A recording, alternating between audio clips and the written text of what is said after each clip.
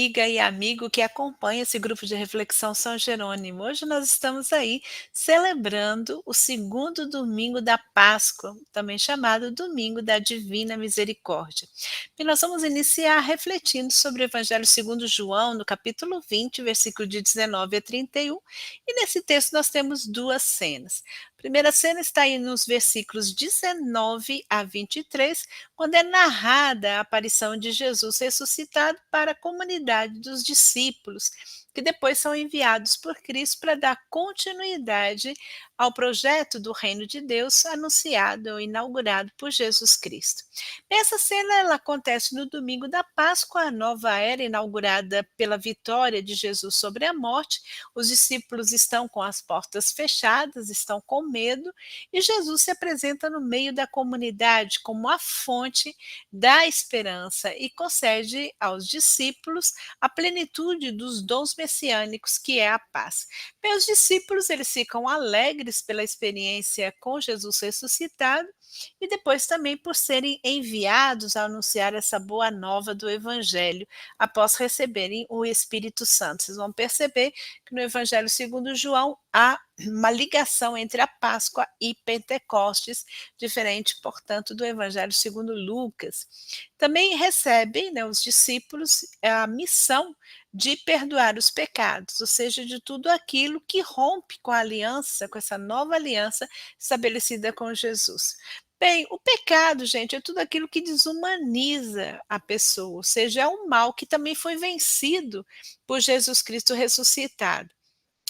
O pecado também é tudo aquilo, podemos assim definir como tudo aquilo que não leva a uma adequada relação com Deus, ou seja, que aquilo que nós chamamos de idolatria, ou seja, quando nós consideramos Deus aquilo que não é Deus, ou até mesmo quando a gente não faz a sua vontade, ou uma não adequada relação com o outro, ou seja, quando transformamos o outro num objeto a ser explorado.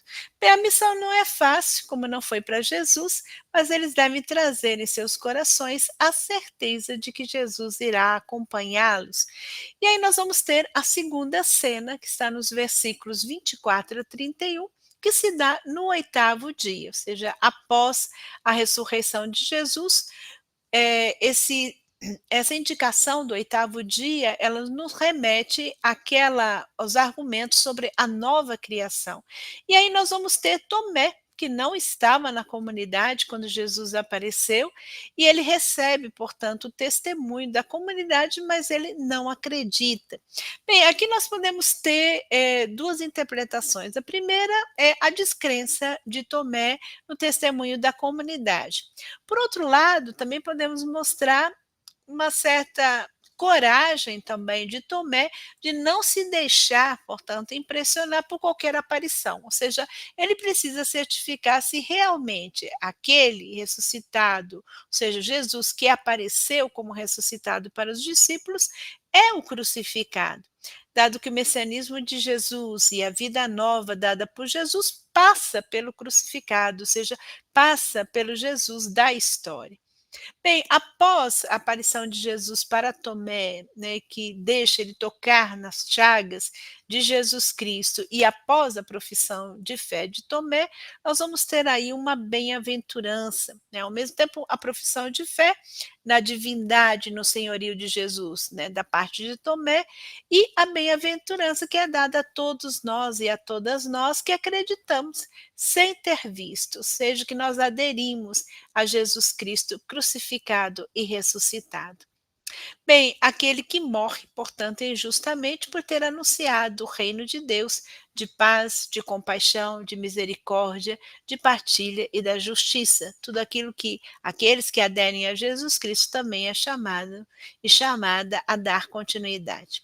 Bem, a primeira leitura está muito em sintonia com o texto do Evangelho, que é extraído, portanto, de Atos dos Apóstolos, capítulo 5, versículo de 12 a 16, e ela vai reforçar essa dimensão da comunidade como aquela que dará continuidade à missão de Jesus ao apresentar um sumário da vida da comunidade primitiva. Bem, a ação de Jesus, então, ela permanece em seus discípulos e suas discípulas, ou seja, no modo de ser e agir do cristão e da cristã. Bem, esse terceiro sumário, nós vamos ter vários em Atos dos Apóstolos, ele menciona os discípulos que fazem sinais e prodígios no meio do povo, seja semelhante a Jesus, ressaltando que a comunidade primitiva é marcada, né, pela comunhão e pela ousadia profética, que provocará reações diversas, como provocou, né, as ações de Jesus Cristo. Então, há aqueles, né, que aderem após o anúncio do evangelho, ou seja, da boa nova, e abraçam a fé, e nós temos os outros, como aí representado pelos chefes dos judeus, que prendem e julgam os discípulos. Bem, isso evidencia que o mesmo destino do Mestre, de Jesus, será dos seus discípulos e discípulas, ou seja, eles serão aceitos, mas também serão rejeitados. Assim, a comunidade é o lugar onde se experimenta essa novidade da ação salvífica instaurada por Jesus Cristo, marcada, portanto, pela inclusão, pela partilha, pela comunhão. Então aí nós temos aí essa sintonia quase perfeita com o evangelho. Por fim, nós vamos ter aí o livro, um texto extraído do livro do Apocalipse, no capítulo 1, versículos de 9 a 13, 17 e 19, onde apresenta, né, ou seja, narra a manifestação de Cristo ressuscitado para João, né, que é o autor, aí indicado como autor do livro, e Jesus, então, ressuscitado, será aquele que mantém e sustenta a esperança da comunidade no momento de tribulação e sofrimento. Bem, o autor, ele será solidário com o sofrimento dos cristãos e cristãs, aos quais ele se dirige, dado que ele também, né, está sofrendo a tribulação, dado que ele está exilado em Patos, por causa da adesão a Jesus Cristo. Bem, sua experiência se dá no dia do Senhor, nos remetendo, portanto, ao dia da ressurreição. A primeira experiência consiste em ouvir uma voz forte como trombeta, que significa que será um anúncio divino. Depois, o autor vê 7 candelabros de ouro, que simbolizam as 7 igrejas que se reúnem diante da divindade, portanto, de ouro, da divindade de Jesus, o considerando como rei, ou seja, aquele que vence o caos do mal e da morte. Que essas 7 igrejas, elas serão mencionadas, né, no decorrer desse texto, dado que são destinadas 7 cartas, né, para essas igrejas. Bem, o Filho do Homem que se apresenta, ele nos remete aos profetas, sobretudo Ezequiel e Daniel, e aqui ele é o Cristo ressuscitado, ou seja, o centro unificador de todas as comunidades. As suas vestes indicam que ele é um sacerdote, é um rei, e também o juízo universal, e a reação aí de João, que cai por terra, é a reação própria de um ser humano diante de uma teofania, ou seja, diante da manifestação de Deus. Aqui nós chamamos de uma cristofania, sublinhando, portanto, a divindade de Jesus, sendo aquele que vai encorajar as comunidades, consolar, confortar. Então é interessante porque aí a gente percebe bem claro essa junção entre a humanidade e a divindade de Jesus Cristo. E ele é apresentado, portanto, como o Senhor da história, seja aquele que possui a plenitude da vida.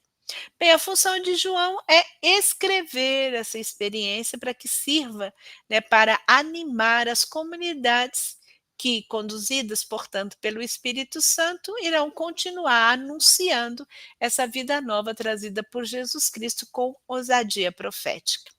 Bem, nesse segundo domingo da Páscoa, no qual nós estamos aí vivendo essa alegria, né, da ressurreição, e também da misericórdia divina, e recordamos também a Páscoa do Papa Francisco, né, esse Papa da misericórdia, da inclusão dos pobres, do acolhimento.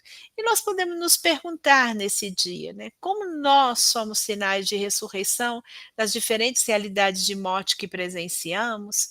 O que significa em nosso tempo tocar as chagas de Jesus crucificado e de tantos crucificados em nossa sociedade e confessar, né, tocando essas chagas, que Jesus é o Senhor? Como nos manter fiéis no seguimento de Jesus Cristo? Em que ou em quem nós depositamos a nossa esperança? Qual é a minha experiência de Jesus crucificado e ressuscitado e como sinto a sua presença no nosso meio e na nossa comunidade? Bem, e também nesse domingo da misericórdia divina, podemos nos perguntar como nós somos, ou como sermos misericordiosos, ou como acolher também a misericórdia divina na nossa própria vida.